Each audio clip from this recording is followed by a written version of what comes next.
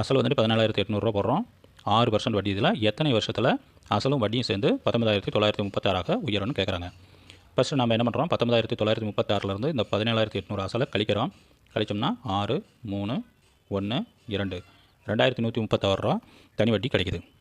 இதை நம்ம எப்படி கணக்கிடலாம், இது எத்தனை ஆண்டு வட்டிங்கிறத நம்ம பார்க்கணும். அதுக்கு 17,800 6%ஆல் பெருக்கிறோம். ஒரு வருடத்துக்கு ஃபஸ்ட்டு பெருக்கலாம். தனி வட்டி கண்டுபிடிக்கலாம். 6 8 48 மீதி 4, 7 6 42 4 46 மீதி 4, 1 6 6 4 10. ஒரு வருஷத்துக்கு தனி வட்டி 1068. அடுத்த ஒரு வருஷத்துக்கு அதே 1068 கிடைக்கும். 8 2 16, இது ரெண்டுத்தையும் ஆட் பண்ணலாம். 6 2 12 1 13 2.